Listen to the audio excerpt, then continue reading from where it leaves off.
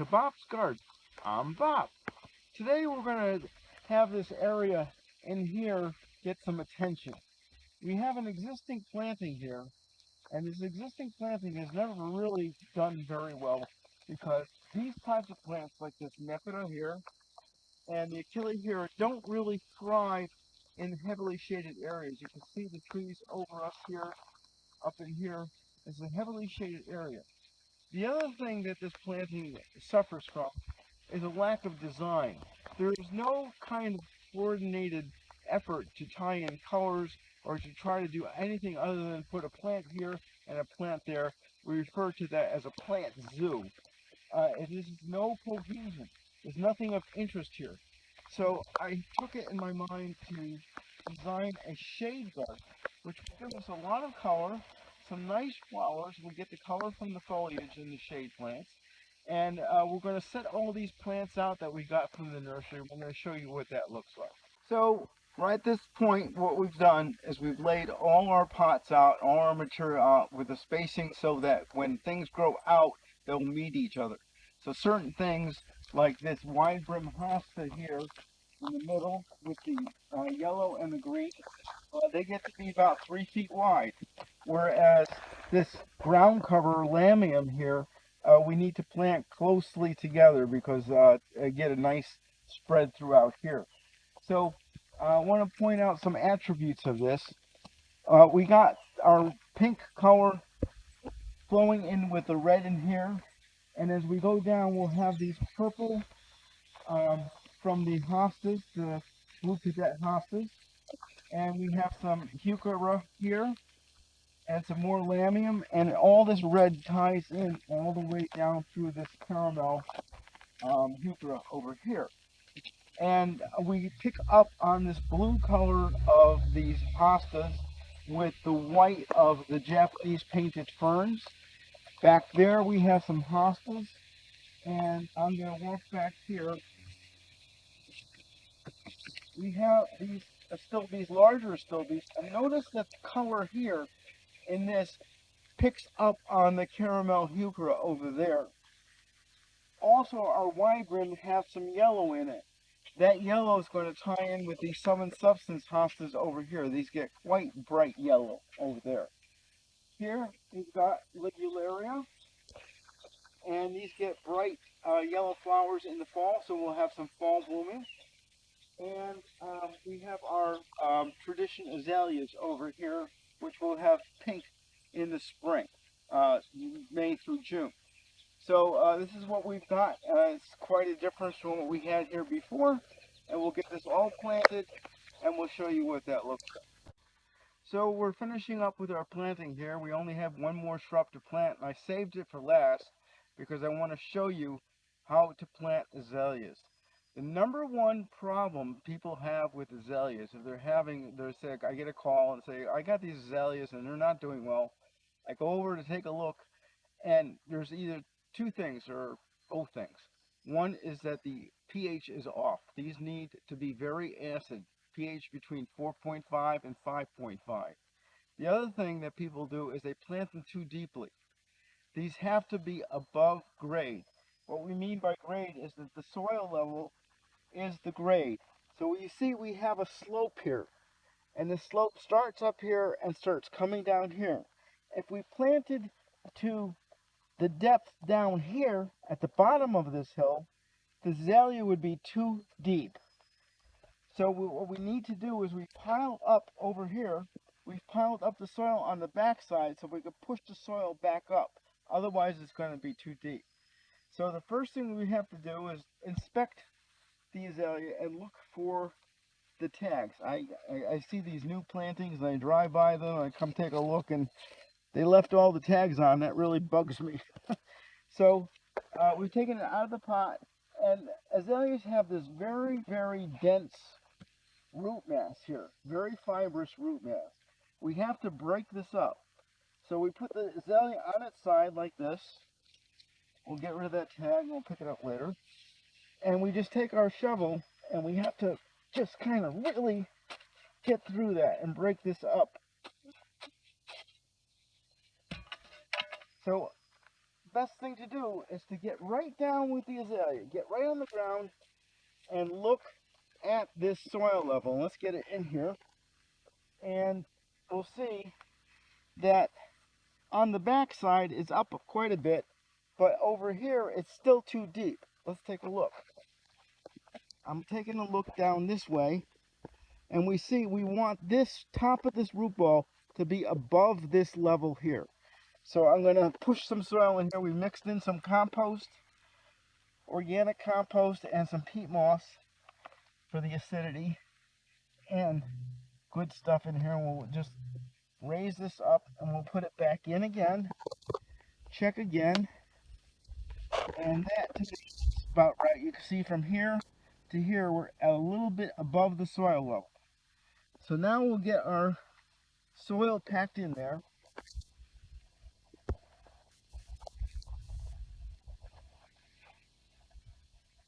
And I'll start working that into the root ball.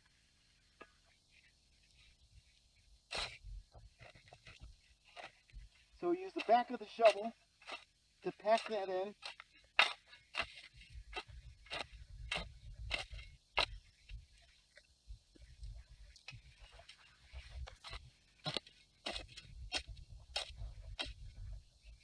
And I'll straighten this out a little bit. That looks good. And then I'll get back down there again.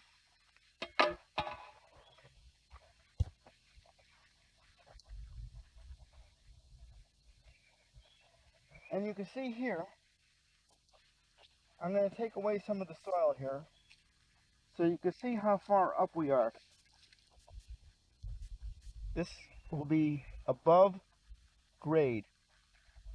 We'll pack that in all the way around and then give it a good water and we'll be all set.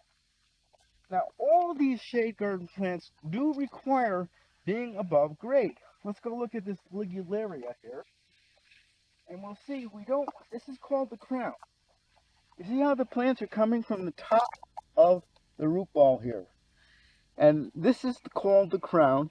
And we cannot have soil up like this on it. It needs to be exposed and so that the water drains off and we don't end up with rotting plants. And we'll give this a feed of polytone, which keeps the soil acid. And you see most of our color here is from the foliage. It doesn't give a big show with most of the flowers.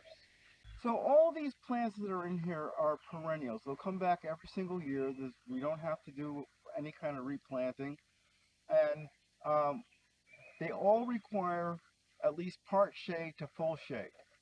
These cannot tolerate any kind of baking sun all day long. They have to have some afternoon shade. This is why this is a shade garden. And you see that this needs to be maintained at an acid environment. Now, your local agricultural extension service will have pH test kits that you can order. We have in Connecticut, we have the University of Connecticut Agricultural Extension Service, and we can send our soil sample to them, and they will tell us what we need. You let them know what you're planting, and they'll tell you what you need. Or there are pH test kits available at your local hardware store, but the extension service will be way more accurate. And now the other thing I want to show you is the spacing here.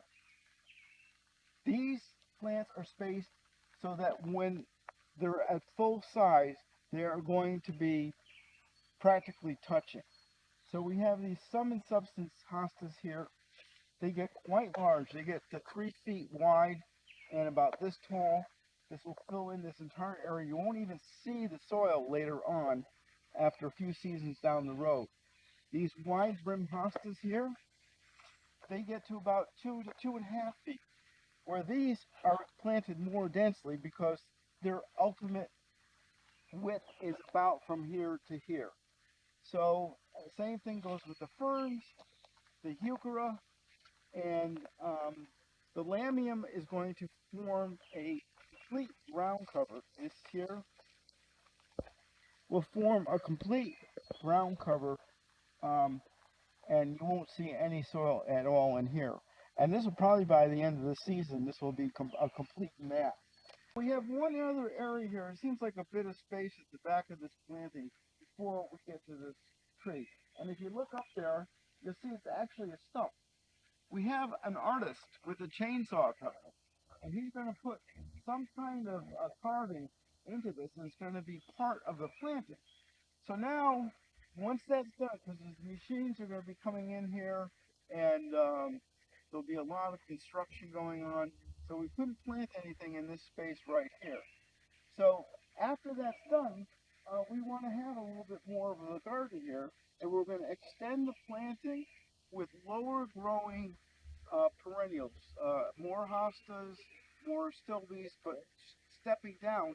And this garden will actually have two fronts.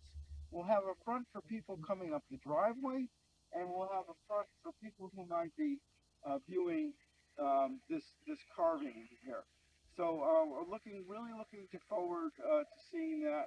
It's going to be a lot of fun to get that done. So shade gardens are relatively low maintenance. There's really not too much to be done with that. Um, a lot of hosta lovers like to remove these stalks here with the flowers on them because they're really nothing to write home about, but I like them. It's important though that you at least allow, especially newly planted hostas, to have the blooms open up. You just don't want to cut something like this that's not fully open. It's very important for the hostas to get established. And even years down the road, I wait until they fade. And if you wanted to bring some in for an arrangement, that's okay. You're going to go at this. These are going to die and turn all brown. So we do want to remove them as when that happens. It's unsightly. So basically, what you do, this one's fully open, so we'll take that one out. Come all the way down to the very base inside and just remove that. And later on, all you'll have is the hosta down there.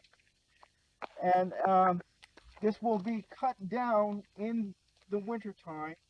All the hostas get cut down, the ligularia, the astilbes, of course the azaleas stay up.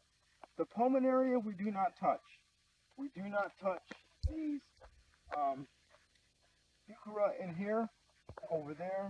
Those are left up.